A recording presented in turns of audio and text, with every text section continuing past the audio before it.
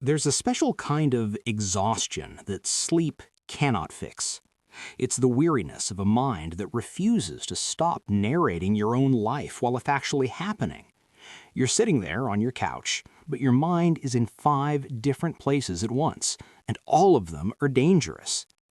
It's revisiting a conversation from 3 years ago, dissecting the exact inflection of your voice, or projecting a catastrophe that doesn't even have a date yet. It's the feeling of being perpetually on, like a radio hissing between stations that you just can't turn off. If you feel like your own intelligence has become a trap, I want you to know something. You are not alone. This constant noise isn't a manufacturing defect. It's the tax you pay for being conscious in a world that demands you have all the answers before the questions are even asked. It's exhausting, I know. And the first thing you need to hear is that it makes perfect sense for you to be this tired. The title of this video is Why You Think Too Much, but the subtext is about the sheer burden of carrying an entire universe inside your skull. Overthinking is often mistaken for being analytical or cautious, but in reality, it's a form of isolation. You wall yourself off inside your own head, building a fortress of theories between you and what's actually real. We're here today to validate that feeling of paralysis, to tell you that this curse of thinking too much is, at its heart, a desperate attempt by your spirit to stay safe. You think because you're afraid, and being afraid is the most human thing there is. We aren't going to try and fix you today because you aren't broken. We're just going to walk through the corridors of that mind of yours and light up the dark corners so that maybe the echo of your worries doesn't sound so terrifying when you're standing in the dark. The modern world is a playground for the overthinker. We've been fed this lie that information is power, so we hoard data, opinions, and scenarios like they're shields. But shields are heavy. With every click, every social media comparison, your mind gets more fuel to burn.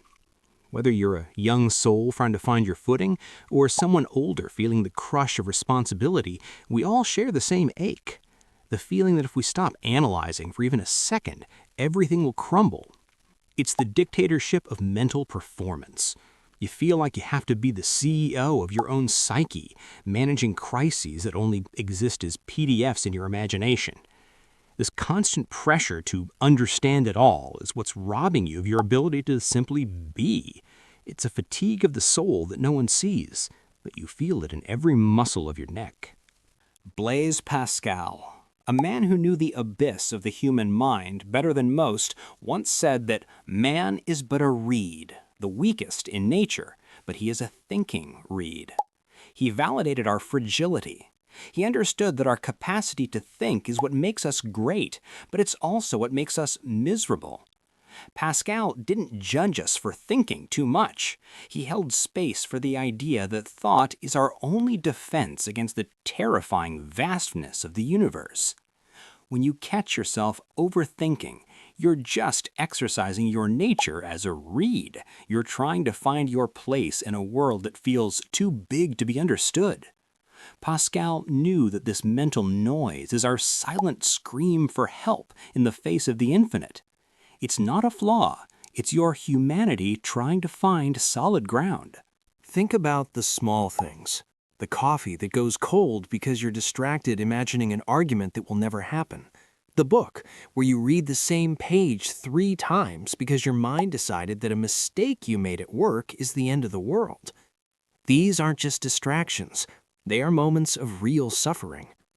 To validate overthinking is to recognize that for someone like you, a light critique stings like a deep cut, and a tiny uncertainty feels like a cliff edge.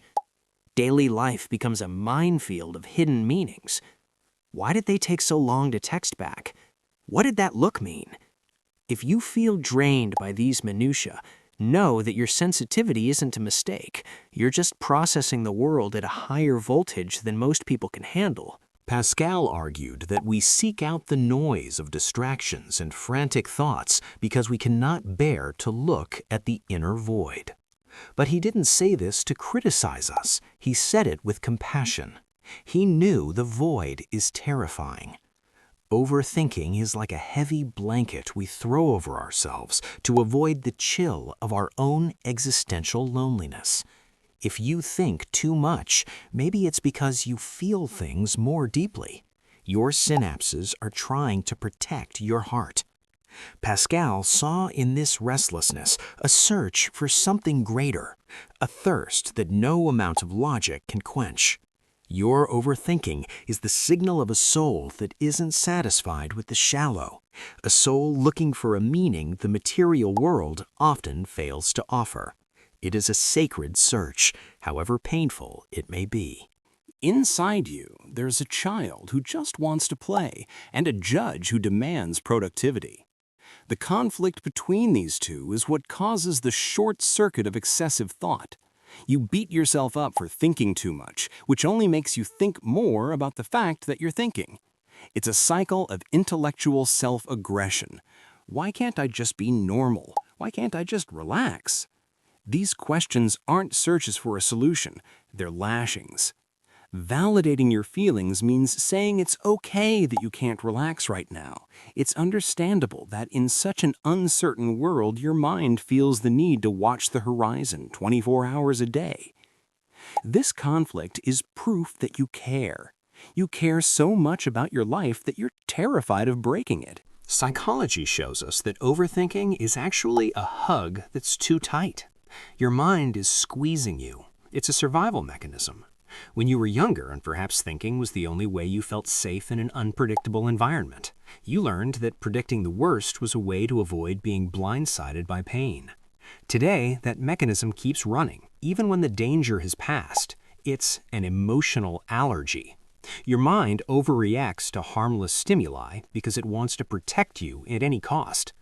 Understanding this changes everything. You stop fighting your mind and start seeing it as a loyal, if slightly paranoid bodyguard who just wants you to make it to the end of the day alive. Imagine someone who loves music but spends so much time studying note theory, room acoustics, and the composer's biography that when the orchestra finally starts to play, they can't actually hear the melody. They only hear the structure. That person isn't weird. They're just terrified of missing a vital detail. Maybe you're that person in your own life. You're so focused on not missing anything that you end up missing the essential, the pleasure of being present.